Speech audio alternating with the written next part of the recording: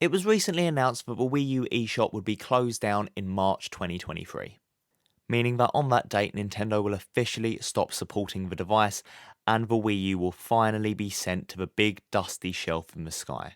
Whilst only around 10 years of support doesn't seem like a lot for a console, the Wii U was such an incredible failure for Nintendo that it caused them to consider leaving the home console market altogether, meaning that if the Switch was a failure as well, we could have ended up seeing Mario and Zelda on PS5 and Xbox Series X. I was born in 1996, and my first experiences with gaming were playing Super Mario Land on a hand-me-down Game Boy Color, and then later playing Crash Bandicoot on a hand-me-down PlayStation 1. My first proper console of my very own was a silver PlayStation 2, and being an idiot kid, I only ever wanted to play shovelware licensed kids games. What have you got there? Oh, is that Shrek 2? I'll take 3 of them, please.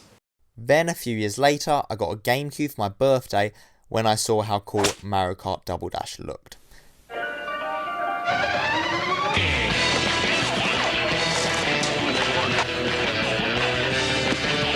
I can't explain why, but seeing that old lady throwing luggage in an airport just really made me need some of that in my life, and preferably in the form of a cube. But then, after getting it, I immediately went back to only playing awful licensed games. In fact, one time, idiot child me was so busy being an idiot that he decided to return his copy of Super Smash Bros. Melee, one of the greatest games of all time, in order to buy Madagascar the video game. Which means I missed out on a lot of good games. So I thought, hey, I'd buy the ones I'd missed. But it turns out a lot of other people have had the same idea, as games like Paper Mario The Thousand Year Door now cost well over £100. Kirby's Air Ride, £150. Chibi Robo, £200. These games can command such high prices because there's no other legal way to play them. But even multi-platform games are more expensive on GameCube. So why is that? Now, the GameCube sold around 22 million units in its lifetime, way less than the Xbox, and especially way less than the PS2, which sold roughly 150 million. So that's the main reason why GameCube games are so expensive compared to either PlayStation 2 or Xbox games. And if we look here, you can see that there is one Nintendo console that sold even worse than the GameCube, meaning its prices are only going to skyrocket now that the Nintendo eShop on this console is closing down. Meaning you will soon no longer be able to download these games, so you can only get them physically. What with the very limited number of these games still out in the wild means that these games are going to become very rare. And with the Wii U's unique controls, this may even be the preferred way to play many games that are available on other systems. All this together makes for one hell of a recipe for games rising in price. I mean, just look at how quickly PlayStation games went up in price when Sony announced they were closing down their online store. So today, we're going to be taking a look at Nintendo's worst selling console of all time. Woo! Yes, finally! Nintendo's worst selling home console. Welcome to the world of Wii U. The Nintendo Wii U was first conceived back in 2008. Nintendo were feeling that the Wii was appealing mostly to casual audiences, which was great in terms of hardware sales, as pretty much every person on Earth owned one. So we are now on the street looking for members of the public who remember this thing, the Nintendo Wii. Everyone owned it. Let's see if people... Here we go. Excuse me, sir. Do you remember this thing? I remember it, yeah. It's a Nintendo Wii. Do you remember? Did you own one? Did you own one, sir? Can you leave me alone? It's Nintendo's best-selling console. Do you remember down there that will do that. I've got Kiev's burning in the oven. Can you leave me alone, please? So there we have it. Nintendo's best-selling console. Everyone owned one.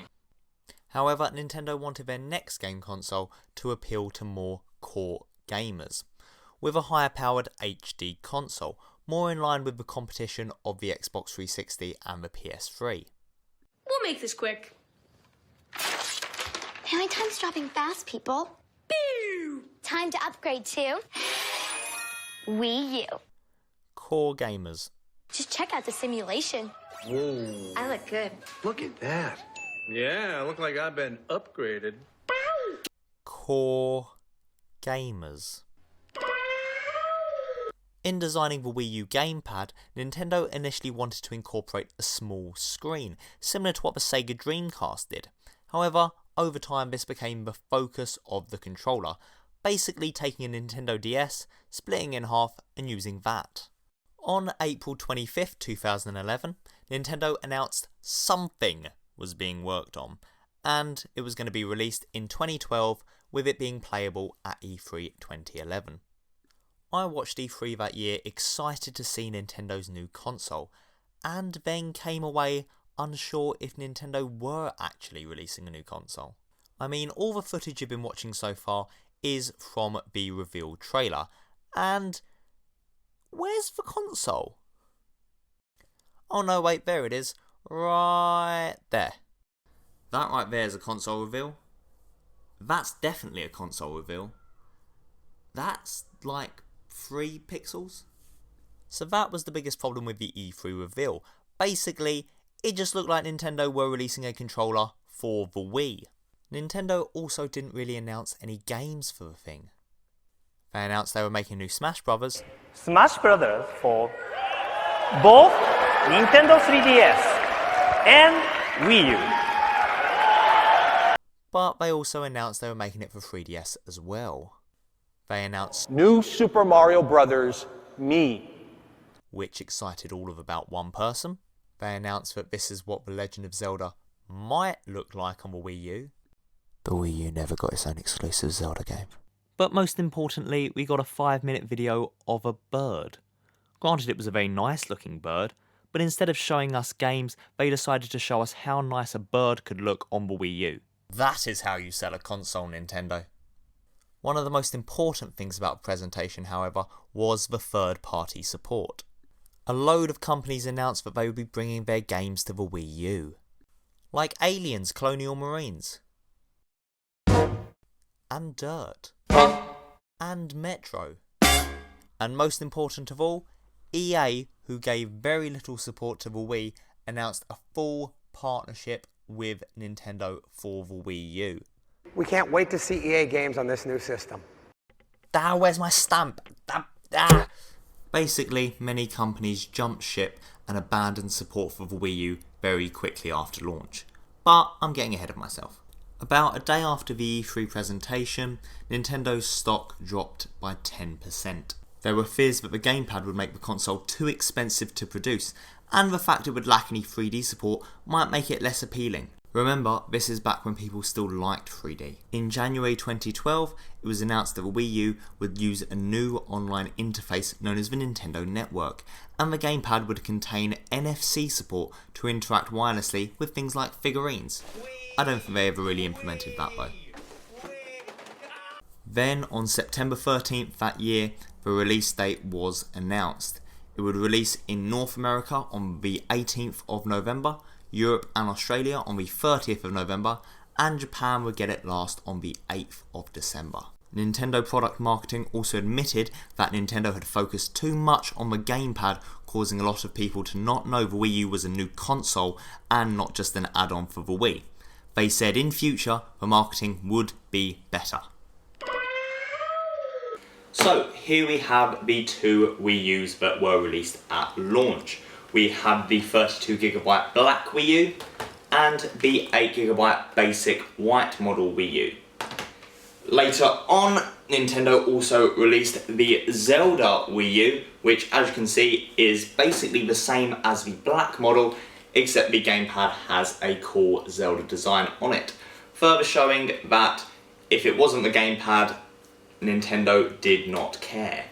When the Wii U was first released, it initially didn't sell too badly. It outsold the GameCube, PlayStation 3, the original Xbox, and was only beaten by the Wii by around 7,000 sales per day.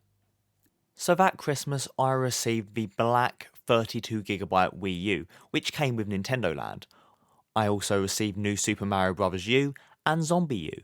But that barely scratches the surface of the number of games that were available at launch for the Wii U. Although in researching for this video, it was really difficult to find out an actual precise number of how many Wii U games were released at launch. The official Nintendo magazine, which claimed to be reviewing every single game at launch, only had 19 games listed. whereas when I looked on other websites such as Wikipedia, the number was a lot higher. So, to the best of my knowledge, these were the games released at launch. There were 31 games released across American and Europe territories. We're not going to look at Japanese games because, well, I don't speak Japanese. So join me again in part 2 of this video where I start reviewing all of these games. Be sure to subscribe and hit the little bell icon if you want to be notified when the video comes out. Thanks for watching and have a great day. Do you remember this Nintendo Wii? Did you own one? No, I'm doing the bins. Can you... Do you own one, sir? There's a lot of people on this street. There's a lot of people down that way. Ah!